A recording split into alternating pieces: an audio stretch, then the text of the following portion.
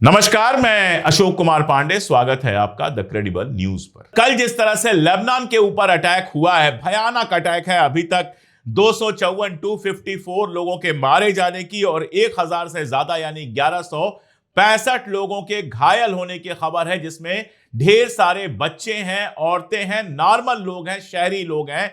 ये जो लेबनान के ऊपर हमला हुआ है, इसका सिर्फ और सिर्फ एक उद्देश्य यह था कि किसी तरह से इस सीज फायर को तोड़ा जाए।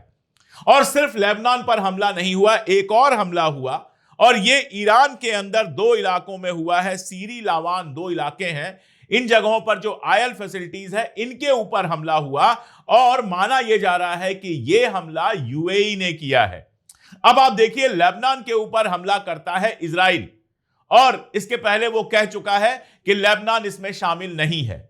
और इधर ईरान के ऊपर जो हमला हुआ है उसमें शक जताया जा रहा है। लोग कह रहे हैं, और ऐसे लोग नहीं जो सड़क चलते लोग हैं, अच्छे खासे रिसर्चर्स हैं जो उस इलाके को जानते हैं, वो कह रहे हैं कि 95% से ज्यादा उम्मीद यह है कि यूएई ने यह हमला किया है। अब यूएई ईरान के ऊपर हमला क्यों कर रहा है, और अगर यूएई ने हमला किया है तो इसके पीछे वजह क्या है? हालांकि यह भी बता दूं कि ईरान के ऊपर जो हमला हुआ, पलटकर ईरान ने तुरंत हमला किया है।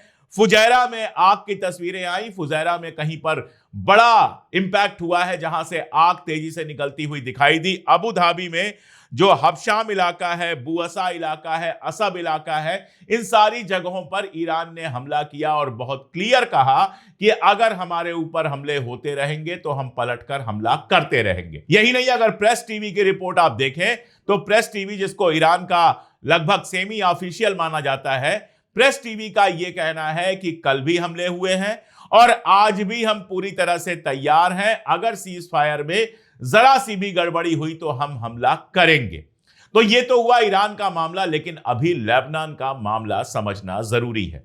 आगे बढ़ूं उसके पहले आपको दो चीजें दिखाता हूं। 1973 में, 1973 में, यानी मेरे जन्म के भी 2 साल पहले, यूनाइटेड नेशन में एक प्रस्ताव पास होता है जिसमें लेबनान के ऊपर इजराइल के हमले की मजम्मत की जाती है। 53 साल पहले भी लेबनान के ऊपर हमला कर रहा था इजराइल, और कल भी लेबनान के ऊपर हमला किया, बेरूत के ऊपर हमला किया इजराइल ने। और यह हमला कोई छोटा मोटा हमला नहीं था। 150 से ज्यादा बम गिराए गए। आप अंदाज लगा सकते हैं कि यह किस तरह का हमला था।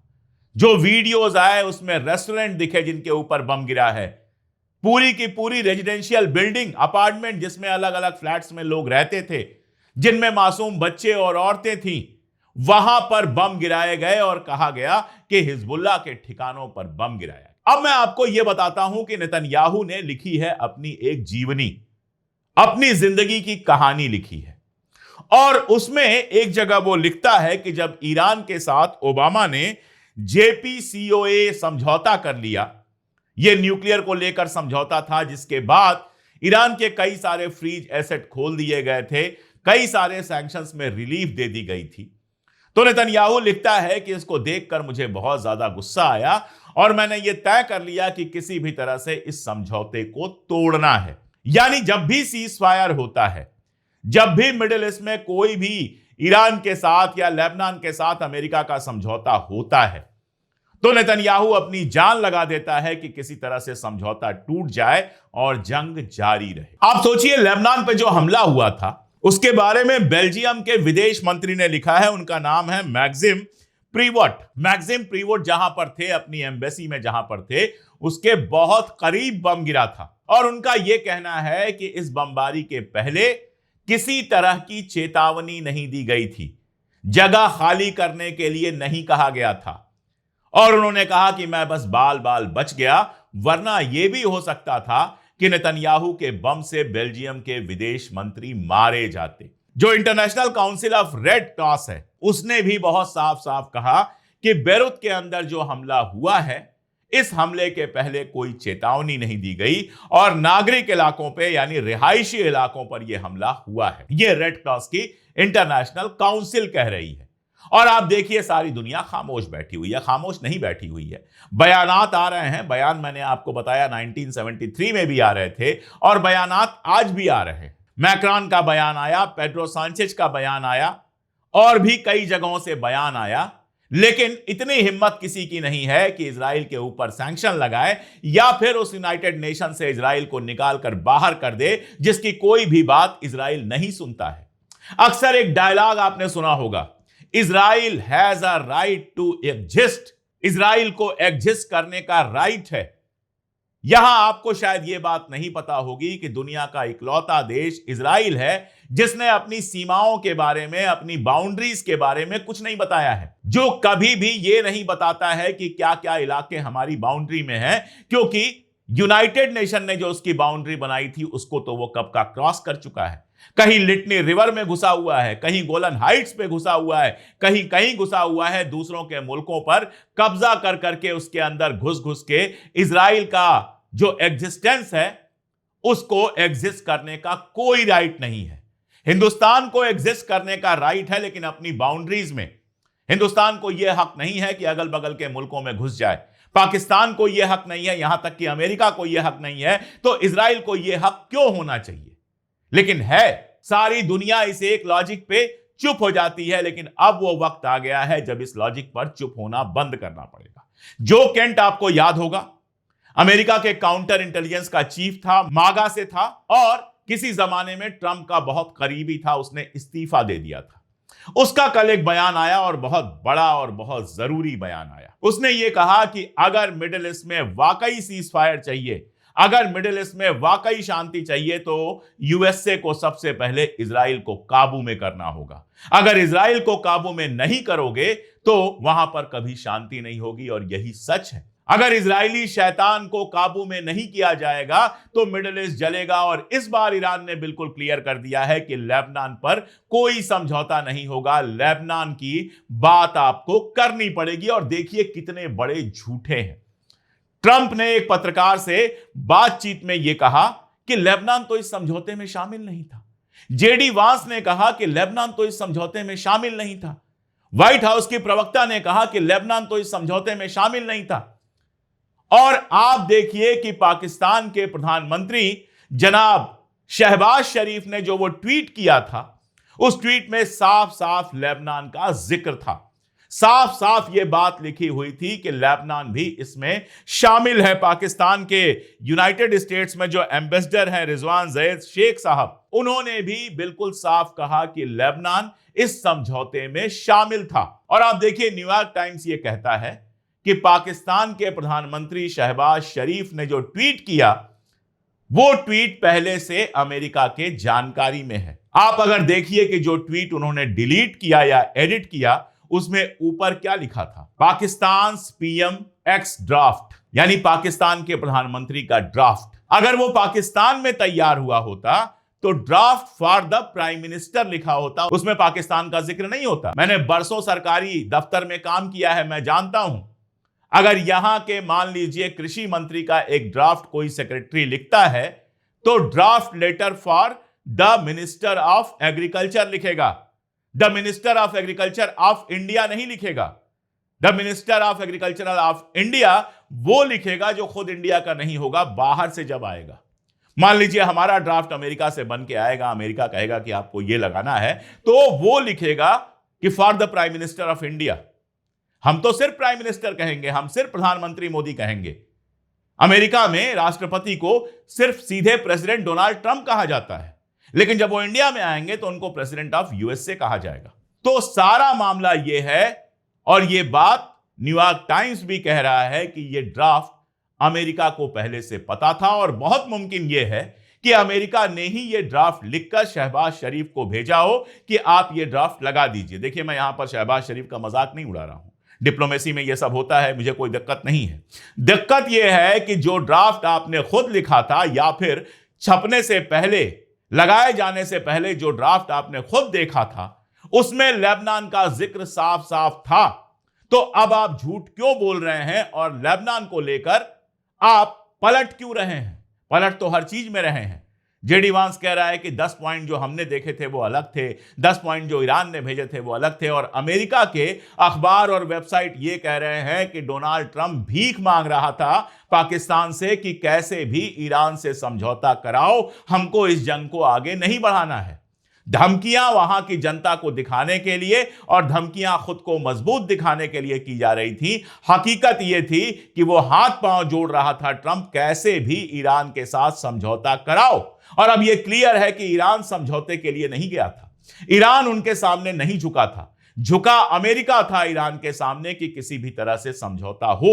और जो बेसिक पॉइंट तय हुआ उसमें लेबनान शामिल था। उसके बावजूद नेतन्याहू ने लेबनान के ऊपर हमला किया है। इसको वार क्राइम माना जाना चाहिए। वैसे भी निहत्थे लोगों पर, शहरी लोगों पर बम गिराना वार क्राइम है और नेतन्याहू तो वार क्रिमिनल है ही। आईसीसी ने उसके खिलाफ वारंट जारी किया है। होना तो यह चाहिए कि यूरोपीय यूनियन जो बयान जारी कर रहा है उसको नेतन्याहू से रिश्ते तोड़ने चाहिए।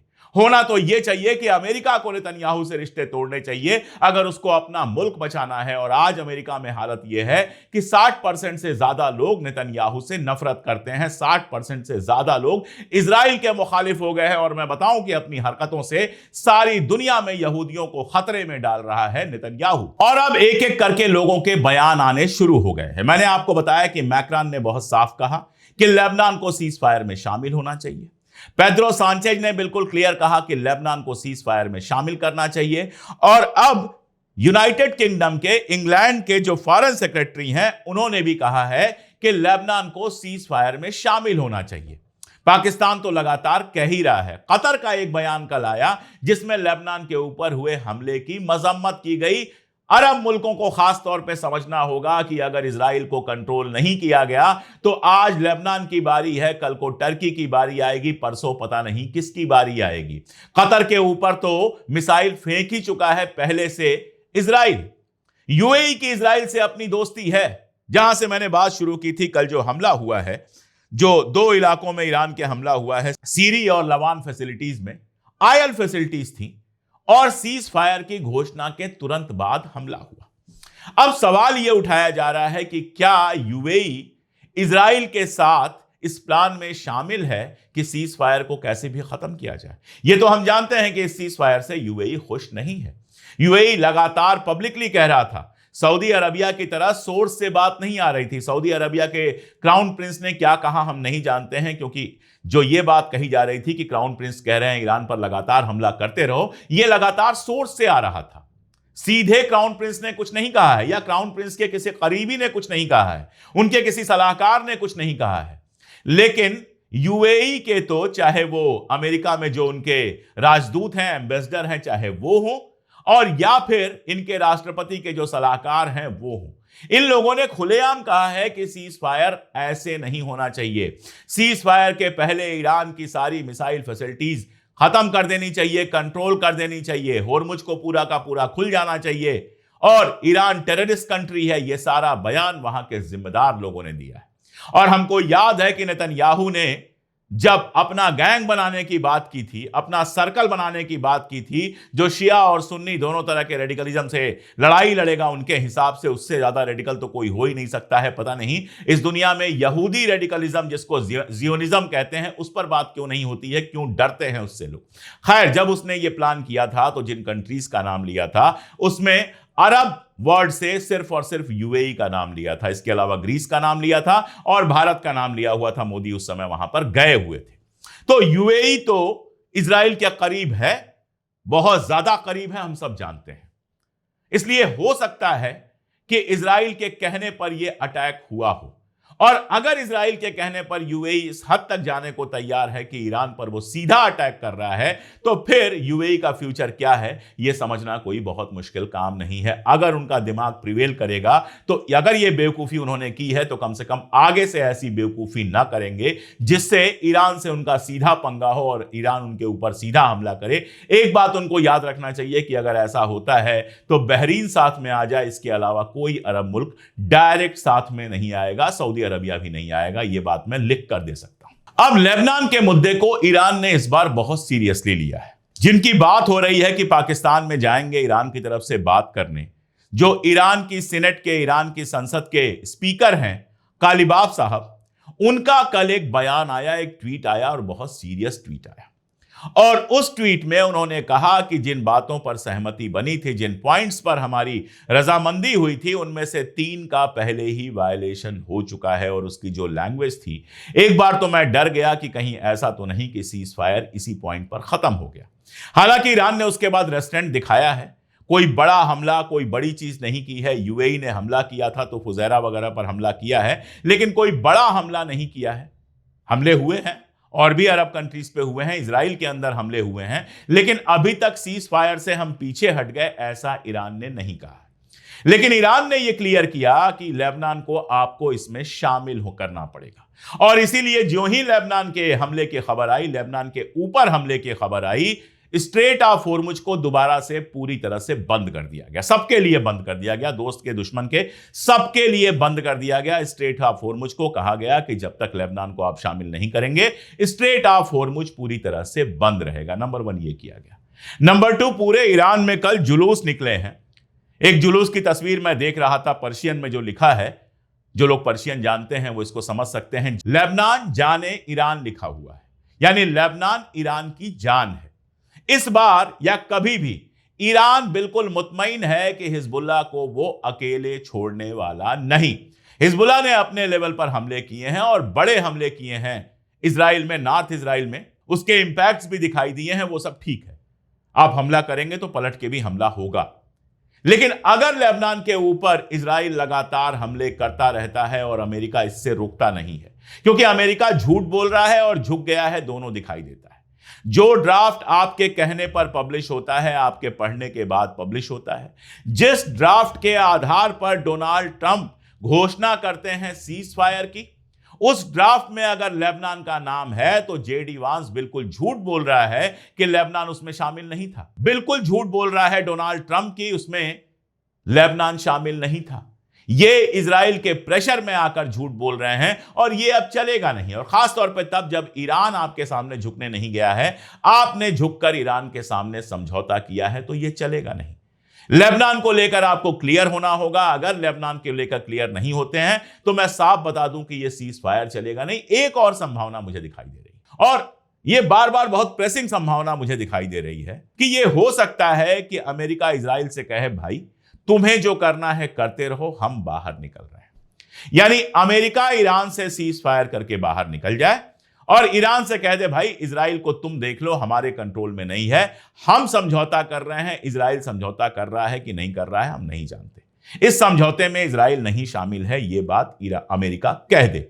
और मैं क्यों यह बात कर रहा हूं, क्योंकि सारे अखबार, सारे जितने सोर्सेज हैं वो इस तरफ इशारा कर रहे हैं कि इस पूरे समझौते में, इस सीज फायर में इजराइल को अमेरिका ने शामिल किया ही नहीं, नेतन्याहू से बात ही नहीं की। जो बात मैं बार बार कह रहा था कि हूथियों के साथ जब समझौता हुआ तो अमेरिका ने यही किया था कि इजराइल से बात ही नहीं की थी, अपना सीधा समझौता कर लिया था। तो यह भी हो सकता है कि इस बार अमेरिका ईरान से कहे कि भाई हमारा समझौता हो गया, हम तो अब हमला नहीं करेंगे और तुम हमारे ऊपर हमला मत करो, बाकी इजराइल के साथ तुम निपट लो। और मैं ये बता दूं आपको कि अगर अमेरिका बाहर निकल गया और इजराइल को अकेले ईरान, हिजबुल्लाह, हूथी सबसे लड़ना पड़ा, नहीं सपोर्ट मिला अमेरिका का, तो बेंजामिन नेतन्याहू को तारीख में एक ऐसे प्रधानमंत्री के रूप में याद किया जाएगा जिसने इजराइल के एग्जिस्टेंस को, इजराइल के वजूद को खतरे में डाल दिया। इस बार ईरान रुकने वाला नहीं है। ना उसके पास मिसाइलों की कमी है, ना उसके पास शहीदों की कमी है, और ना उसके पास सब्र की कमी है। एक बार अमेरिका बाहर निकला तो फिर इजराइल के साथ वो होगा जो उसने कुछ कभी सोचा भी नहीं होगा। एक बार अमेरिका निकल गया तो अरब मुल्क अब इजराइल की मदद के लिए नहीं आएंगे। यूएई की बात मैं नहीं कर रहा, यूएई आएगा इजराइल की मदद के लिए, बहरीन आएगा इजराइल की मदद के लिए, लेकिन सऊदी अरबिया हो या फिर बाकी कंट्रीज हो, कतर हो, ये सारी कंट्रीज इजराइल की मदद के लिए नहीं आएंगी। ये लड़ाई सीधी चलेगी इजराइल बनाम ईरान की, और बाएं हिजबुल्लाह होगा, दाएं हूथी होगा, और जिस तरह की लड़ाई होगी वो इजराइल को किस मुश्किल में डालेगी उसके सिर्फ कल्पना की जा सकती है। आप कर सकते हैं ये तसव्वुर कि जब वहां का आर्मी चीफ ये कह चुका है कि हमारे सिपाही लड़ने की हालत में नहीं है, बेहद थके हुए हैं। और ईरान की कंडीशन यह है कि 10 लाख लोग लड़ने को तैयार हैं। जब अमेरिका जमीन पर पांव रखने का प्लान बना रहा था तो भी इजराइल ने कह दिया था कि हमारी आर्मी उसमें शामिल नहीं होगी। तो अगर अमेरिका बाहर निकल जाता है तो वो किस तरह की जंग होगी वो दुनिया देखेगी, और तब कोई ईरान को कंट्रोल नहीं कर पाएगा, इजराइल को कहीं से सपोर्ट नहीं मिलेगा। इसलिए बेहतर तो यही होता कि लेबनान में भी सीज फायर सारे लोग मिलकर जबरदस्ती लागू कराते, और अगर लेबनान में सीज फायर लागू नहीं हुआ तो आप ये समझिए कि शनिवार को मीटिंग जरूर हो जाएगी, सैटरडे को कालीबाब साहब यहां से चले जाएंगे, जेडीवान साहब वहां से आ जाएंगे, लेकिन ये जंग नहीं रुकेगी, ये जंग और ज्यादा बिगड़ती चली जाएगी। हम यही दुआ कर रहे हैं कि ये जंग रुक जाए, हम यही दुआ कर रहे हैं कि नेतन्याहू को रोका जा सके इस बात से कि वो लगातार लेबनान पर हमला कर रहा है। अगर नहीं रोका गया तो फिर क्या होगा उसका तसव्वुर भी आज कर पाना आसान नहीं है। मिडिल ईस्ट पर लगातार अपडेट्स मैं देता रहूंगा, जुड़े रहिए हमारे साथ, देखते रहिए हमारे वीडियोस, और अगर अब तक सब्सक्राइब ना किया हो तो चैनल को सब्सक्राइब जरूर कर लीजिए। आज के लिए इतना ही, बहुत शुक्रिया।